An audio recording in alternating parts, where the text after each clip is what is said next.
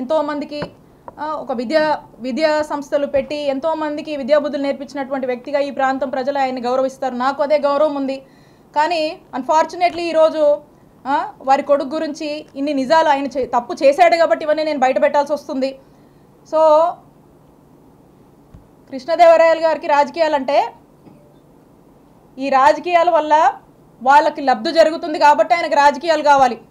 కానీ విడుదల రజనీకి అట్లా కాదు. ఎందుకంటే నేను నిజాయితీగా ప్రజలకు సేవ చేయడానికి రాజకీయాల్లోకి వచ్చాను. రాజకీయాల వల్ల నా రూపాయి నా ఆస్తులే నేను కోల్పోయాను తప్పితే నేను రాజకీయాల వల్ల ప్రజల వల్ల రాజకీయం వల్ల ఏదో లబ్ధి పొందాలనే ఉద్దేశంతో నేను రాలా. నాకు అవసరం లేదు కూడా. By God's grace. మీరు ఎలా అంటే ఒక ఉదాహరణ చెప్తాను. కృష్ణదేవరాయలు గారు మా ప్రభుత్వంలో విశాఖపట్నంలో కొన్ని ఎకరాలకు సంబంధించినటువంటి ఒక ల్యాండ్ డీటెయిల్స్ ఉన్నాయి. డీటెయిల్స్ కావాలంటే మీకు కూడా ఇస్తాను.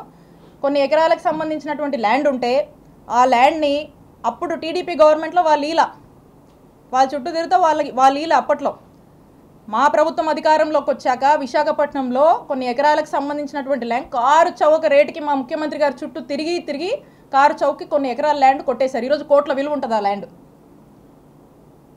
అలాగే ఒక చెరువుకు సంబంధించిన ల్యాండ్ మీద కూడా కన్నేసి అది కూడా తీసుకోవాలని తిరుగుతూ ఉన్నాడు.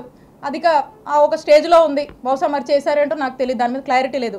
ఇప్పుడు కూడా అది మా ప్రభుత్వంలో మా జగనన్న ప్రభుత్వంలో అలా ఆ ల్యాండ్ని కొట్టేశారు. కోట్ల విలువైన ల్యాండ్ కారు చౌక్ కొట్టేశారు.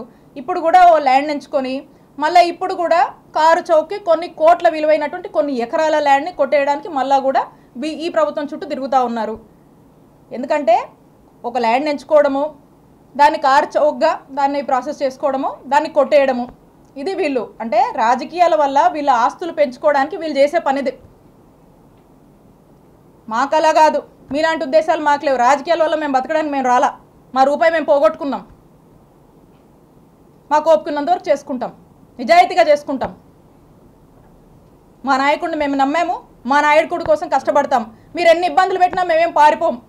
మా పార్టీ కోసం నిలబడతాం, మా కార్యకర్తల కోసం నిలబడతాం, మా ప్రజల కోసం నిలబడతాం, పనిచేస్తాం.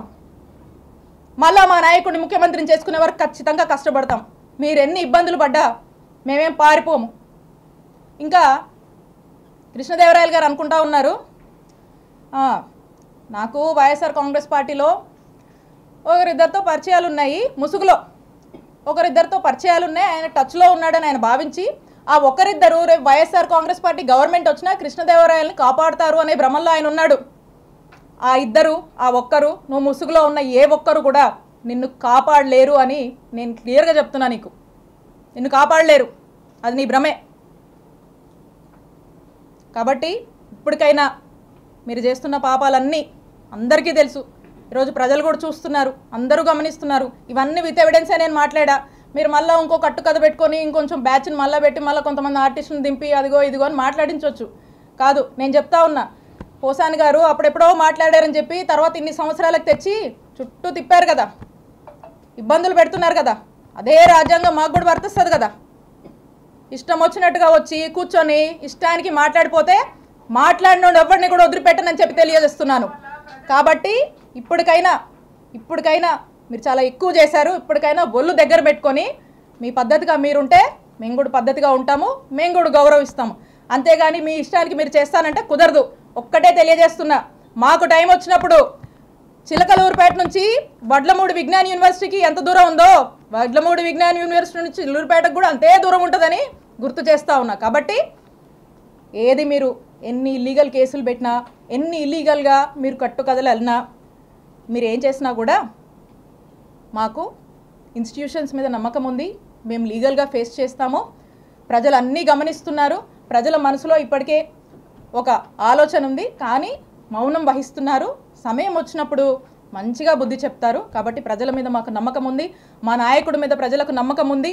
టైం వచ్చినప్పుడు ఖచ్చితంగా ప్రజలు మీలాంటి వాళ్లకు, మీలాంటి ఇల్లీగల్ పనులు చేస్తున్నటువంటి ప్రతి ఒక్కరు కూడా బుద్ధి చెప్తారని తెలియజేసుకుంటూ మరి మీ అందరికి కూడా తెలియజేస్తున్నాను. ప్రతి ఒక్కరు కూడా వీళ్ళ వెనకాల ఉన్న వాళ్ళకి, ఇంకా వీళ్ళ వెనకాల ఉన్న వాళ్ళందరూ కూడా ప్రజలకు సరైన సమయంలో బుద్ధి చెప్తారని తెలియజేసుకుంటూ